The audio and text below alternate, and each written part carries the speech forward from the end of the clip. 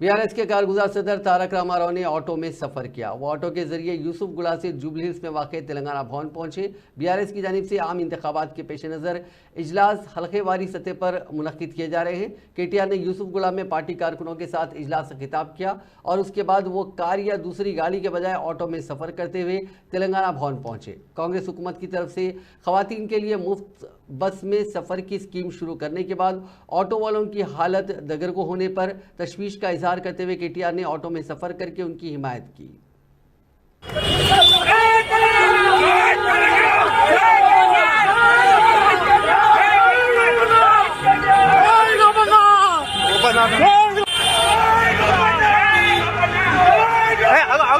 मिला